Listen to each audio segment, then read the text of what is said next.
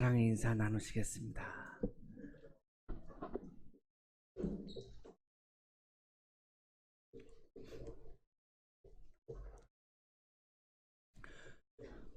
존 뉴턴이라고 하는 분은 우리가 자주 부르고 좋아하는 찬송가 305장 어메이징 그레이스를 작사하신 그런 분입니다. 1725년 7월 24일 날 영국의 런던에서 태어났는데요.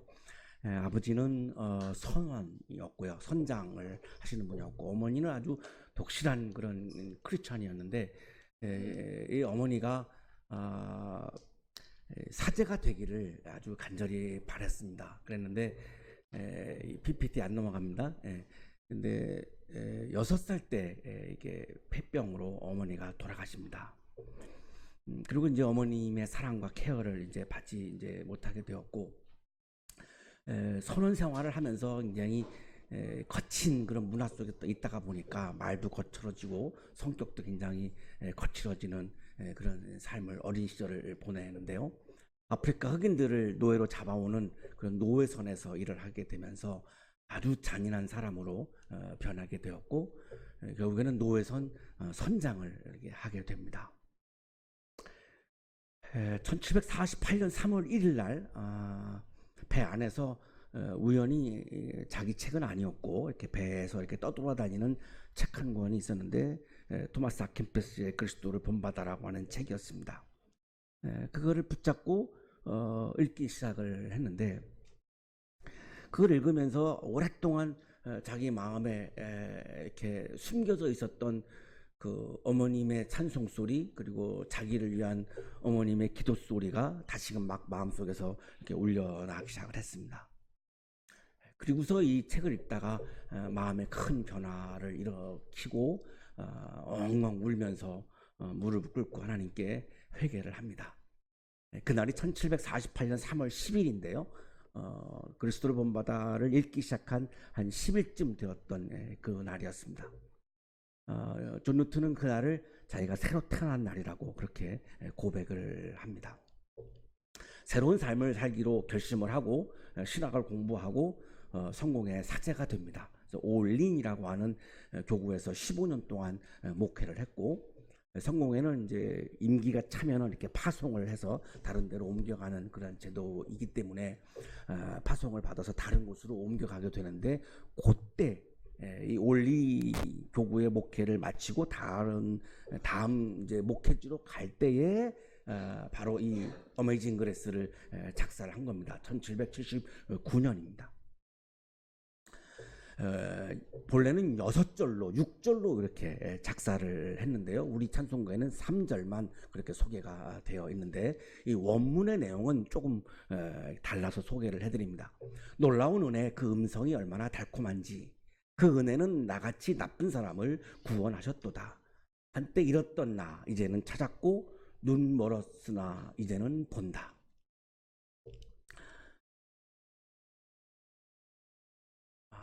이거는 제가 다 못 외워서 안 넘어가니까. 두려운 마음을 가르쳐 주신 것이 주님의 은혜요, 두려움에서 구원하여 주신 것도 주님의 은혜라. 은혜가 나타난 것이 얼마나 귀한가. 내가 처음 믿던 그 시간, 많은 위험과 힘든 일, 올가미와 함정을 지나 나는 이미 여기에 왔도다. 이때껏 안전하게 인도한 것은 주님의 은혜요, 그 은혜는 나를 집으로 인도하시리라. 하나님의 은혜가 나를 하나님의 나라로 인도하셨다라고 하는 자신의 삶에 대한 그런 고백이죠. 노예선 선장을 했던 정말 나쁜 사람인 자기를 하나님의 은혜로 나를 하나님의 나라로 인도하셔서 성공의 사제로 목회를 하게 하시고 82세까지 이렇게 살았는데요. 이렇게 유명한 찬송가 작사도 하고 그렇게 아름다운 삶으로 자기를 인도했다라고 하는 그런 감사가 이 안에 아주 많이 담겨 있습니다.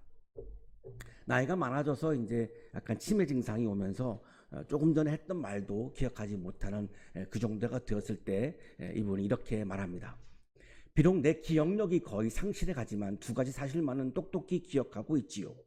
하나는 나는 죄인이었다는 사실이며, 다른 하나는 그리스도는 나를 구원하신 위대하신 구주라는 사실이지요. 어떻게 보면 존 뉴턴 같은 분은 노벨선 선장을 했으니까요. 내 자신이 죄인이다라고 하는 걸 동의하기가 어떻게 보면 쉬울 수도 있습니다. 너무나 명백하니까요. 근데 사실 이렇게 나쁜 짓 안 하고 이렇게 선하게 살아가는 우리들은 사실 내가 죄인이라고 고백하기가 더 어려울 수도 있습니다.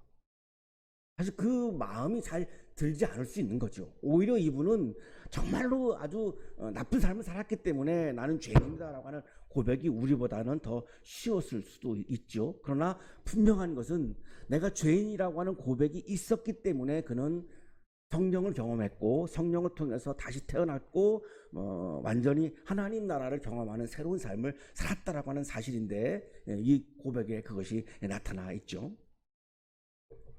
82세에 세상을 떠나는데요. 떠나면서 마지막 남긴 말입니다.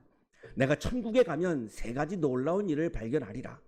하나는 예상치 않았던 사람을 그곳에서 상봉하는 것과 둘째는 예상했던 사람이 그곳에 없는 것. 우리가 손쉽게 이 사람은 천국에 간다, 이 사람은 못 간다, 우리가 이렇게 쉽게 막 단정을 짓는 그런 그 오류가 있는데 이분의 이야기는 내가 분명히 이분은 천국에 있을 거라고 생각했는데 없다는 것. 이 사람은 천국에 분명히 없을 것 같다라고 생각했는데 있다는 것. 그리고 셋째로 가장 큰 놀라움은 내 자신이 그곳에 있다는 것을 발견합니다. 하나님이 나를 하나님의 나라로 인도한다라고 하는 확신을 가지고 있었음을 우리가 분명히 이 고백을 통해서 볼 수 있습니다. 하나님의 은혜에 대한 감사 그리고 회개를 통하여 성령으로 다시 태어난 사람이 하나님의 나라를 경험할 수 있다라고 하는 것을 우리에게 보여주고 있고요. 오늘의 성서 일과는 하나님의 은혜에 대한 감사 그리고 회개를 통해서 내가 성령으로 다시 태어날 때 하나님의 나라를 경험할 수 있다라고 하는 것을 우리에게 말씀해 주고 있는 그런 본문입니다.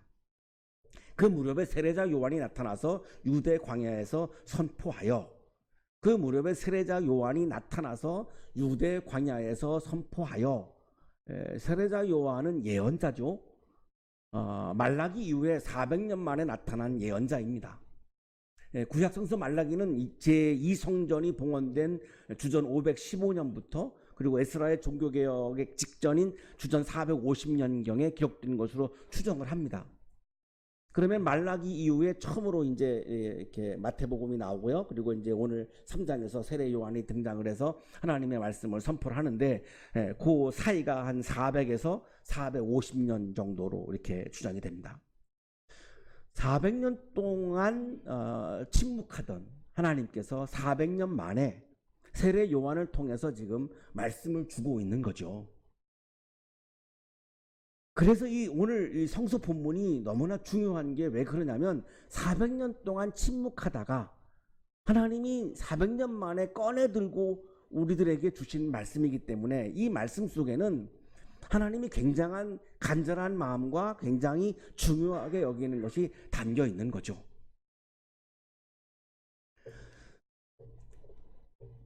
그런데 이 400년 만에 주시는 말씀을 세례자 요한이 성전에서 말씀하지 않고 광야에서 말씀을 했습니다. 유대 광야에서 말씀을 했습니다. 유대인들은 회개가 필요 없다고 생각하는 사람들입니다.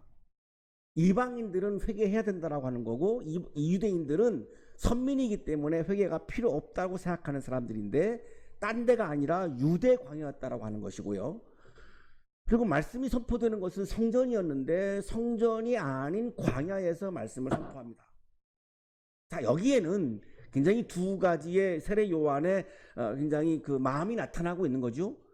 정작 회개해야 하는 사람들은 유대인이다라고 하는 것이 나타나고 있는 거고요. 성전이 너무나 타락했기 때문에 성전에서 도저히 말씀을 전할 수 없다는 것입니다. 400년 만에 광야에서 하나님께서 말씀을 주신 말씀의 내용이 이렇습니다. 회개하여라, 하늘나라가 가까이 왔다. 두 가지 말씀을 주셨는데요. 첫째는 회개하여라. 두 번째는 하나님 나라가 가까이 왔다. 이게 400년 만에 주신 하나님의 말씀입니다. 한국교회 강단에서는 거의 이 두 가지 주제는 설교가 되지 않는다고 보여집니다. 400년 만에 주신 하나님의 이 말씀이 어떻게 보면 굉장히 사장되어 있다라고 볼 수가 있죠. 왜냐하면 이 두 가지 말씀은 다 사실 우리들에게 불편한 말씀이죠. 회개해라. 그냥 우리를 축복하는 말씀은 우리가 참 듣기 좋지만, 회개하라 그러면 내가 무슨 죄를 졌는데 이런 반발심도 나오고, 나를 죄인 취급해 이런 반발도 나오니까 회개하라고 하는 이 말씀은 사실 우리에게 굉장히 부담스러운 말씀이죠. 하나님 나라가 가까이 왔다? 하나님 나라가 가까이 왔다라고 하는 것도 우리에게는 부담스럽죠. 하나님의 나라가 가까이 오면 사실 나의 나라를 포기해야 되기 때문에 사실 굉장히 부담스러운 거죠. 불편하죠. 부담스럽다기보다는 불편합니다. 그래서 한국교회는 이 두 가지 주제를 잘 설교하지 않습니다. 하지만 하나님이 400년 만에 주신 말씀이라고 하는 것은 너무나 중요하고 굉장히 핵심적인 말씀이라고 하는 것은 또한 틀림이 없죠. 회개는 헬라어로 메타노이아인데요. 메타는 메타포 이런 말을 상상하시면 될 것 같은데요. 지금과는 다르게 바꾸는 거죠. 차원을 바꾸는 것을 의미하고요. 노이아는 생각입니다. 그 생각을 바꾸는 거죠. 나의 생각을 바꾸는 겁니다. 나의 욕망으로 가득 차 있던 나의 생각, 내 이익만 추구하는 아주 이기적인 그런 나의 생각, 나만을 위해서 내가 살아가면서 내가 하고 있는 나의 생각들, 하나님을 나의 어떤 축복의 도구로 생각하는 하나님에 대한 그런 나의 생각들, 이런 나의 생각을 바꾸라는 겁니다. 그래서 어려운 거죠. 우리는 대부분이 나의 생각이 옳다라고 생각을 하고 그 옳다라고 하는 거를 붙잡고 대부분 살죠. 어느 정도 수준이 있는 분들은 다 그래도 상식이 있고 되게 이렇게 합리적인 분들은 내 생각이 옳다고 생각하니까 그렇게 살아갑니다. 자, 그런데 이 회개라고 하는 거는 그 내 생각을 바꾸라고 하니까 참 이게 어려운 거죠. 그럼에도 불구하고 하나님은 나의 생각을 바꾸라는 거죠. 나의 삶을 바꾸라는 거예요. 그 이유가 뭐냐면 하나님 나라가 왔기 때문에, 너의 나라가 아니라 나의 나라가 왔기 때문에 너의 생각을 바꾸라는 거죠. 나의 생각에 너의 생각을 맞추라는 거예요. 왜? 나의 나라가 왔으니까. 지금 이 세상은 너의 나라가 아니고 나의 나라라는 거죠. 나의 나라이기 때문에 너의 생각을 나의 생각으로, 하나님의 생각으로 바꾸라는 거죠. 우리가 살아가면서 신앙생활하면서 하나님의 마음이 뭘까? 하나님이 기뻐하시는 게 뭘까? 하나님이 원하시는 게 뭘까라고 질문하면서 살죠. 자, 그것에 내 마음을 맞추는 것, 이게 회개입니다.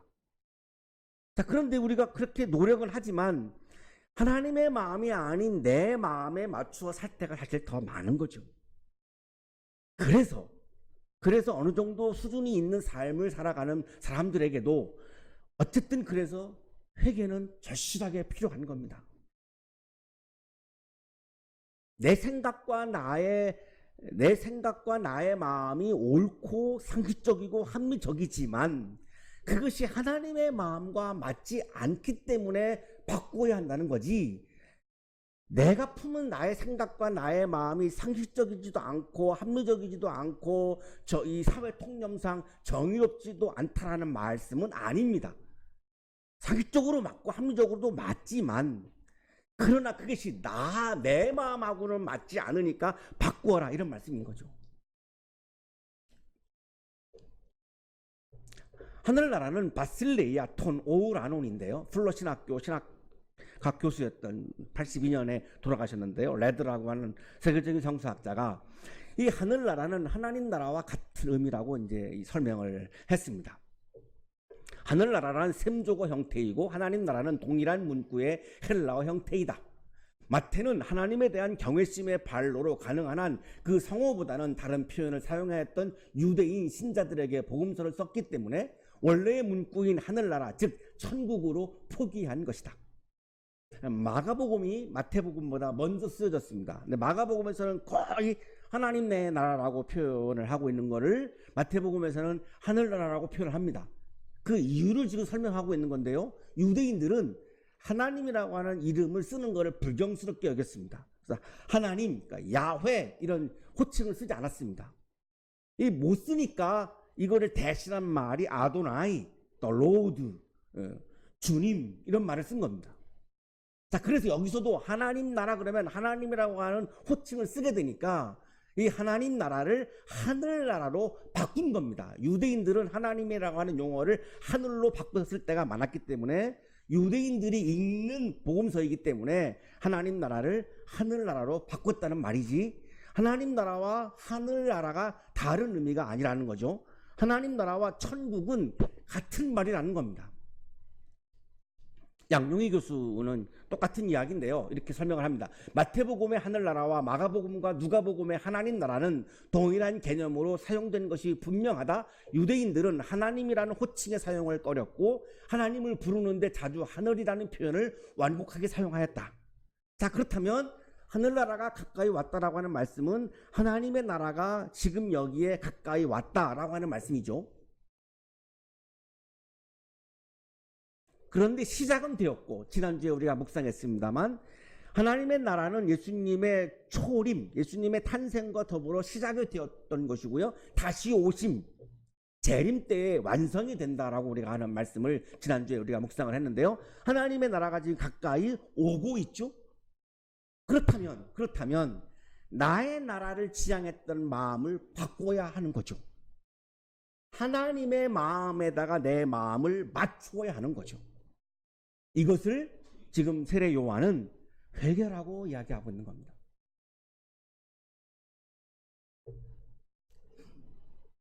어제 밤에 내가 마음속에 누구를 미워한 거를 가지고 교회에 와서 울면서 막 눈물을 흘리고 후회하는 거, 이런 거를 말하는 게 아니고, 회개는 그런 거를 말하는 게 아니고, 그런 도덕적인 어떤 행위에 대한 후회 이런 거를 말하는 게 아니고, 나의 마음을, 내 위주로 생각했던 나의 마음을 하나님의 마음에다가 맞추는, 나의 마음을 바꾸고 나의 생각을 바꾸고 그래서 실천을 통해서 나의 삶을 바꾸는 것, 이거를 지금 회개라고 말하고 있는 겁니다.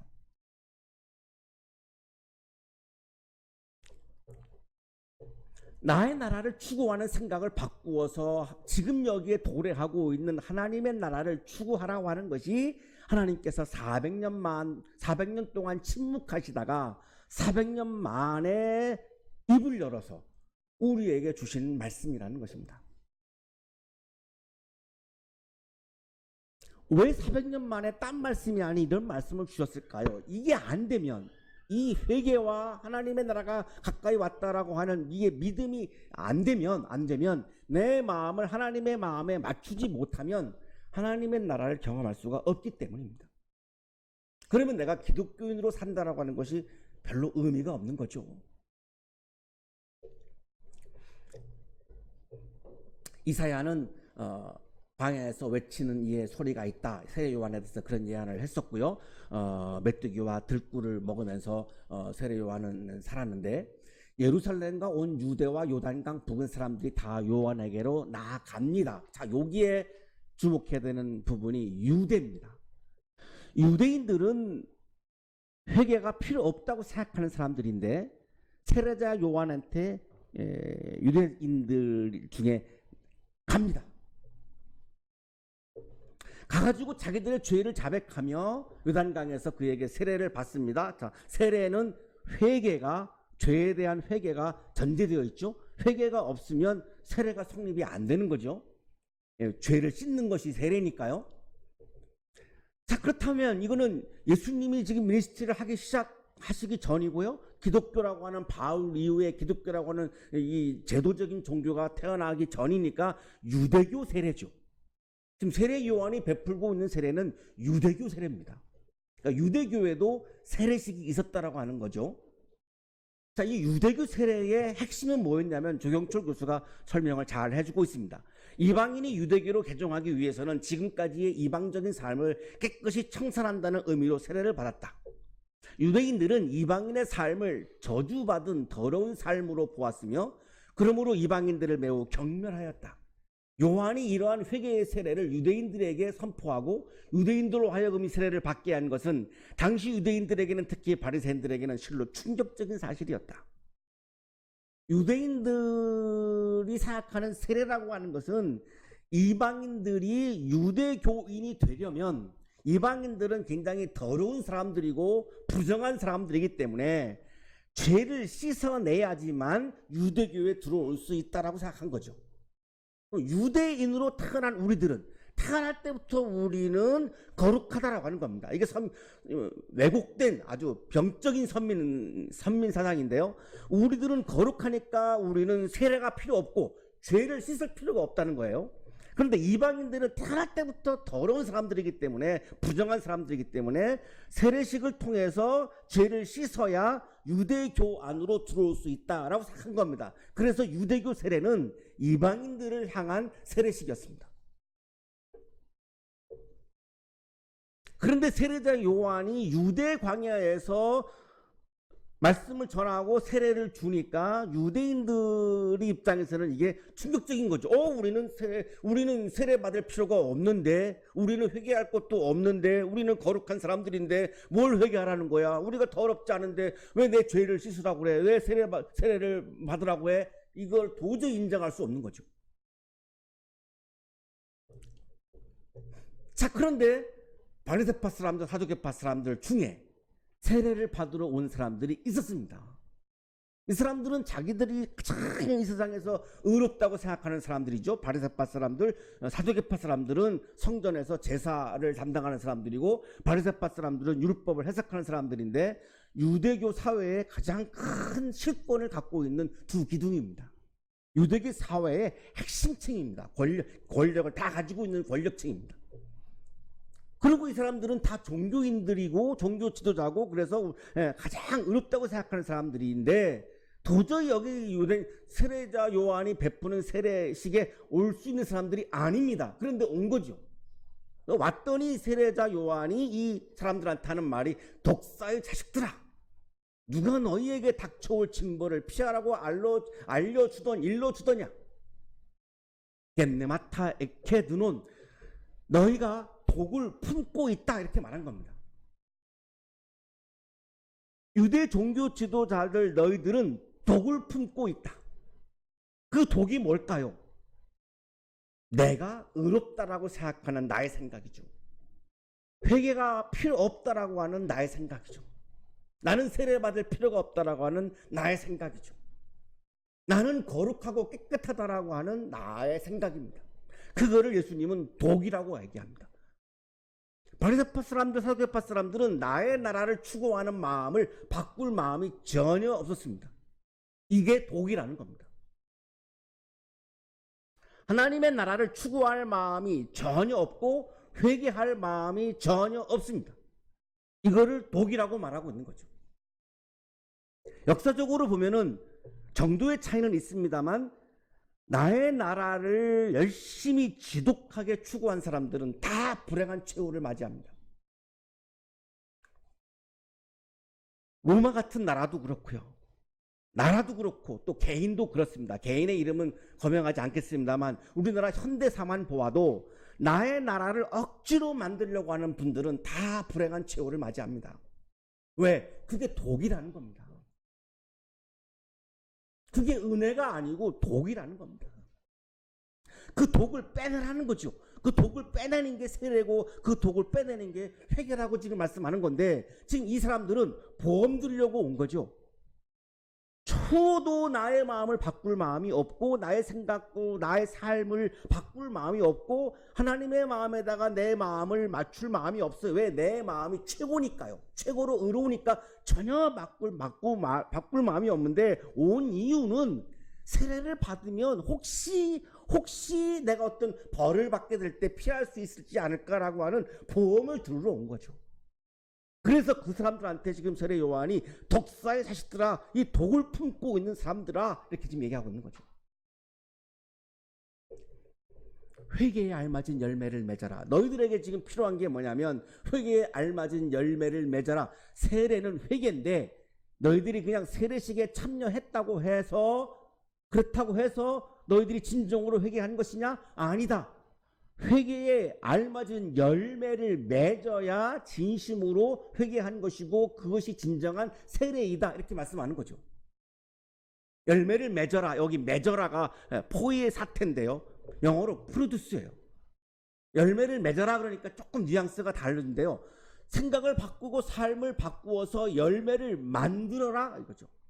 프로듀스, 열매를 만들어라. 실천이 없으면 열매를 만들 수가 없죠. 그냥 생각만 해가지고는, 내가 입으로 고백만 해가지고는 열매를 만들 수가 없습니다. 내가 뭔가 행동을 해야지만 뭔가가 물건이 만들어지는 것처럼 열매를 만든다라고 하는 건 내가 뭔가가 실천과 행동이 없이는 불가능합니다. 이거를 그냥 손쉽게 내가 머릿속에서 내가 주님을 믿습니다, 입으로만 내가 주님을 믿습니다만 하면, 그러면 다 기독교는 됐다라고 얘기하시는 분들이 있는데 제발 좀 그만했으면 좋겠어요. 그래가지고는 만들어지는 게 없고 열매가 없는데, 회개에 알맞은 열매를 맺어라라고 하는 이 세례 요한의 이 말씀은 그렇게 고백만 가지고는, 생각만 가지고는 안 된다는 겁니다. 진정한 회개도 안 되고 진정한 세례도 아니고 진정한 그리스도인의 삶이 될 수가 없다는 것입니다. 내가 회개를 했으면 회개에 맞는 분명한 실천과 행동과 열매가 반드시 있어야지만 그것이 진정한 회개라고, 진정한 세례라고 말씀하고 있는 거죠. 김덕진 교수의 주석입니다. 열매는 행위를 나타내는 은유적인 표현이다. 헬라어에서는 열매를 맺는다는 동사가 행한다라는 뜻이다. 하나님의 나라는 혈통으로 가는 것이 아니라는 거죠. 유대인이니까 나는 하나님의 나라를 경험한다. No, 아니라는 겁니다. 회개의 열매로만 하나님의 나라는 경험할 수 있다는 것입니다. 오늘날의 상황으로 말하면 하나님의 나라는 직분으로 경험하는 것이 아니라는 것입니다. 내가 목사라고 해서 하나님의 나라를 경험할 수 있는 것은 아니라는 겁니다. 목사라고 하는 직분이 하나님의 나라를 담보하는 것이 절대 아니라는 겁니다. 회개의 열매가 없으면 목사도 하나님의 나라를 경험할 수 없는 거라는 거죠. 다른 직분도 다 마찬가지고요. 내가 교회 공동체에 속해 있는 교인이라고 해서 하나님의 나라를 경험한다 아니라는 겁니다. 교인이라고 하는 그것이, 교인이라고 하는 나의 어떤 그 정체성이, 어떤 그 멤버십이 하나님의 나라를 담보하지 못한다는 겁니다. 어느 누구든 회개의 열매가 없으면 하나님의 나라는 경험할 수 없다는 것입니다.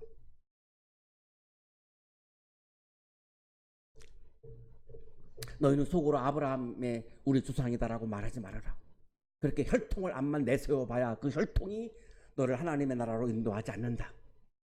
회개의 열매가 없으면, 열매가 없는 나무는 다 도끼로 찍어버리기 때문에 너는 파멸할 수밖에 없다. 나는 너희를 회개시키려고 물로 세례를 준다. 내 뒤에 오시는 분은 나보다 더 능력이 있는 분이시다. 나는 그의 신을 들고 다닐 자격조차 없다. 그는 너희에게 성령과 불로 세례를 주실 것이다. 세례 요한의 세례와 예수님의 세례를 극명하게 대조시키고 있죠. 세례 요한은 회개를 시키기 위해서 물로 세례를 주고 그 물로 죄를 씻는 세례를 하는데, 문제는 물로 죄를 씻는 세레모니를 했음에도 불구하고 바리새파 사람들과 율법학자들, 이 바리새파 사람들과 사두개파 사람들처럼 형식적으로는 그 의식에 참여했지만 전혀 자기의 마음을 하나님의 마음에다가 맞추려고 하는 마음은 추호도 없는 경우가 너무나 많습니다. 그래서 물 세례는 너무나 한계가 있다는 것입니다. 삶이 바뀌지 않고 존재가 바뀌지 않고 생각이 바뀌지 않는데 그 세례를 백날 해봐야 무슨 의미가 있겠느냐라고 하는 거죠. 그래서 예수님은 성령과 불로 세례를 주신다는 거예요. 우리가 존 뉴턴이라고 하는 사람의 삶을 보았지만, 성령을 통해서 다시 태어난 그분의 삶을 보면서 성령은 나의 생각과 나의 삶과 나의 존재와 나의 삶을 바꾸는 힘이기 때문에 그런 거죠.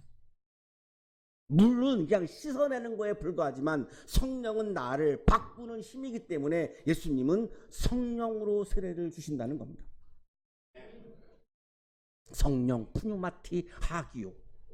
나의 마음에 나의 욕망이 아니라 성령이 충만해야, 나의 마음에 나의 뜻이 아니라 하나님의 영이 충만하면 나의 나라가 아니라 하나님의 나라를 추구하는 생각과 삶으로 바뀌게 된다는 겁니다. 내가 못하지만 성령께서는 하신다는 거죠. 문제는 내 마음에 성령을 모시느냐라고 하는 건데, 예정론자를 또 주장하시는 분들 중에는 그 성령을 모시는 것도 네 의지로 하는 게 아니고 다 하나님이 그냥 주권적으로 다 하시는 거야, 이렇게 해석을 해버리니까 참 이 대화가 힘듭니다. 성령을 모시고 안 모시고는 나의 자유 의지가, 나의 의지가 거기가 개입이 될 수밖에 없어요. 내가 성령을 거부하는데 어떻게 성령이 들어오겠습니까? 내가 성령을 모셔드리는 것은 내가 해야 하는 거죠. 그것까지도 다 하나님께 위임하고 다 맡겨버리면 그럼 나는 뭡니까? 참 그렇게 생각하는 분들하고는 신학적인 대화하기가 참 어렵습니다. 성령께서 나의 마음을 바꾸고 나의 삶을 바꾸고 나의 존재를 바꿉니다. 그런데 성령을 내 안에 채우는 것은 내가 해야 하는 거죠. 내 마음에 내 욕망을 채울 것이냐 성령을 채울 것이냐, 그 내가 결정합니다. 그 결단에 따라서 하나님의 나라를 경험할 수도 있고 경험할 수도 없는 거죠. 이 경험할 수 없는 거를 이렇게 말씀하는 겁니다. 그는 손에 키를 들고 있으니 타작마당을 깨끗이 하여 알곳은 곳간에 모아드리고 쭉정이는 꺼지지 않는 불에 태우실 것이다. 알곡은 시톤, 밀을 의미하고요. 쭉정이는 악취론, 그 찝, 그 알맹이가 하나도 없는 다 털어낸 그 찝을 의미하는데요. 회개의 열매가 있는 밀은 모아서 하나님의 나라를 경험할 수 있게 하시고, 회개의 열매가 없는 찝은, 원래 찝은 태우기 위한 거죠. 땔감으로 쓰이는 게 바로 찝이죠. 밀은 우리가 먹고 찝은 이렇게 아궁이에다가 넣어서 이렇게 태우는 거죠. 그렇기 때문에 하나님은 회개의 열매가 있는 밀은 모아들여서 하나님의 나라로 인도하시고 회개의 열매가 없는 지푸라기들은 태우신다라고 말씀하는 거죠. 내가 밀과 같은 삶을 살 것이냐 찜과 같은 삶을 살 거냐라고 하는 것은 내가 결단하는 것입니다. 그것은 내가 성령을 내 안에 모셔들여서 내 마음과 내 뜻을 하나님에게 맞출 것이냐, 아니면 내 뜻과 내 마음대로 사는 것이 너무나 좋기 때문에 여전히 나는 그냥 내 마음에 따라서 내 뜻에 따라서 살아갈 것이냐, 그것은 내가 결단하는 것이죠. 예수 그리스도를 기다리는 대림절입니다.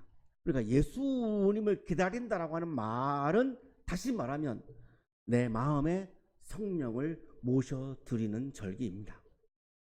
성령을 모셔드려서 성령을 통해서 나의 삶과 존재가 변화되어지는 삶을 경험하는 대림절이 되시기를 축복합니다. 거룩하신 주님, 노력을 하지만 하나님의 마음에 내 마음을 맞추지 못할 때가 많이 있습니다. 우리를 긍휼히 여겨주시고 우리의 마음속에 성령을, 하나님의 영을 부어주셔서 나의 삶이 하나님의 마음에 맞추는 삶이 되게 하여 주시옵소서. 성령께서 우리를 하나님의 나라로 늘 인도해 주셔서 하나님 나라의 기쁨이 가득한 우리의 삶이 되게 해 주시옵소서. 예수 그리스도의 이름으로 기도하옵나이다. 아멘.